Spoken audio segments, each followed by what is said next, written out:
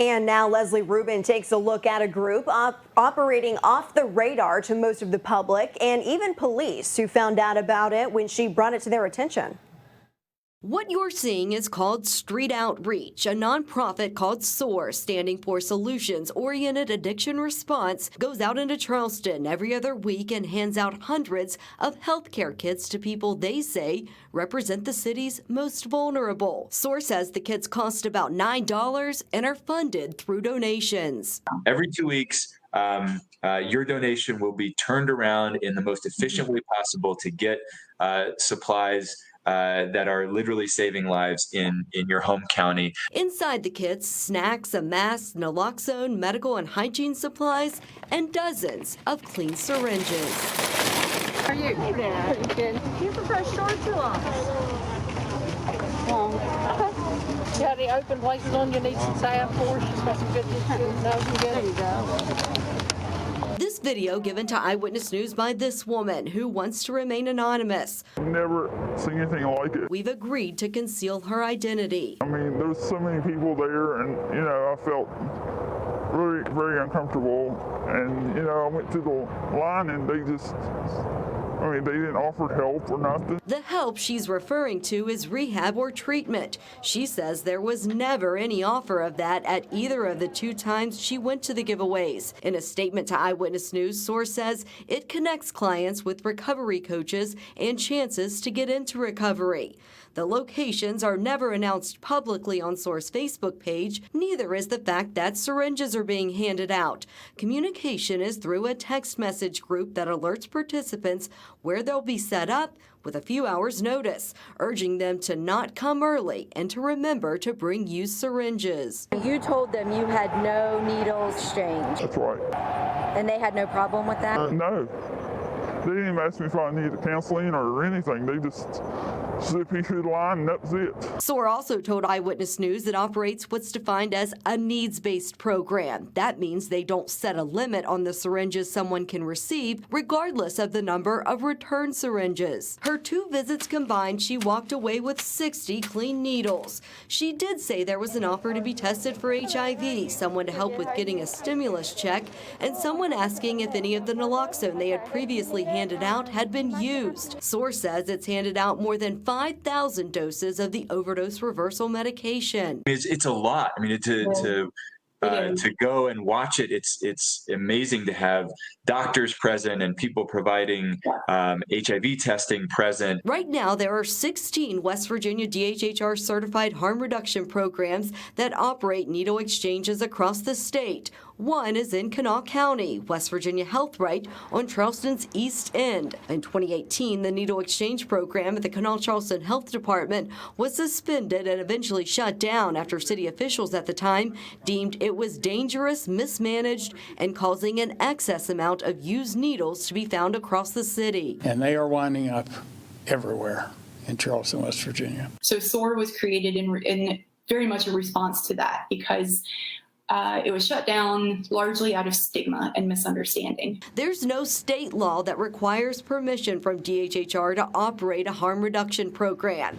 There is, however, a law in Charleston passed in 2015 that gives the police chief the power to authorize one and set rules for it. Police Chief James Tyke Hunt says he's not given his approval, nor has he been approached by anyone about it.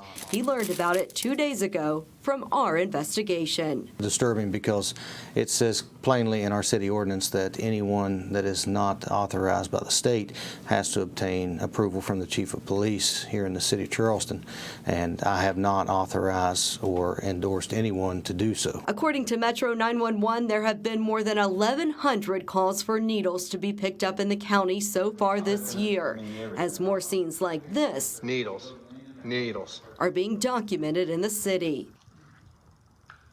Needles everywhere. Just recently at a community meeting, for the first time in a long time, I'm hearing of discarded needles being found on the ground in alleyways near schools and different places like that. So it is beginning to pop back up and get on the radar again. The CDC says syringe services programs reduce HIV and hepatitis C cases, and proponents for harm reduction say it's desperately needed for those suffering drug addiction in the state's largest city. And all the things that people fear about harm reduction are not in reality the outcome of these programs.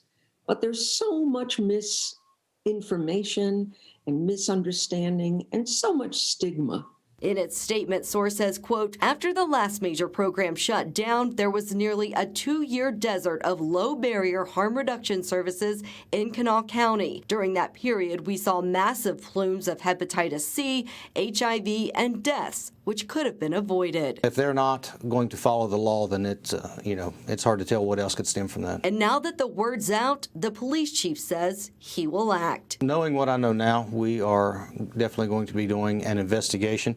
We're going to try to identify the folks that are violating this city ordinance. And, if it comes to be that they are violating the law, then we're going to enforce it as much as we can. SOAR claims it's not in violation of the city ordinance and says that the ordinance does not require the chief's authorization. They also said in a nearly 3-page response to this story that Kanawha County, quote, may be about to have another big conversation about harm reduction. I've admitted to my guilt.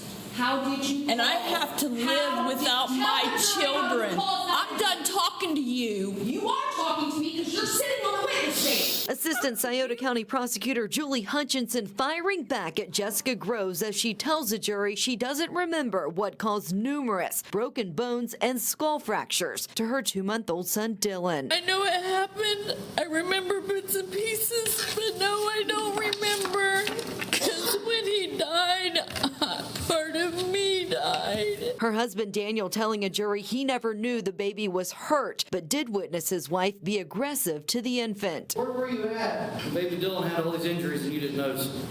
I had to just be inside my home or briefly stepping out to go outside to take care of my dog or something. Daniel testifying he found Dylan dead in his pack and play on March 28th, just hours after a CPS worker had visited the home. Just kept over and over and over repeating to me that they would blame me because I had custody of the baby. The couple both admits they wrapped his body in layers of plastic and duct tape before putting him down a 30-foot well. We put him in the well, and we sit in the field and cried. Claiming their actions were in a state of panic. They want you to believe they're not complicit to their baby's murder.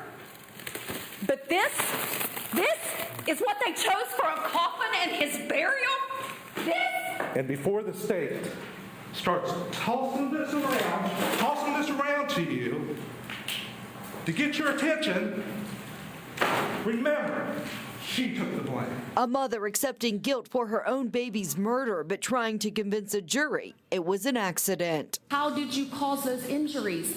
I don't remember. Then how do you remember it was an accident? Because I would never hurt my children intentionally.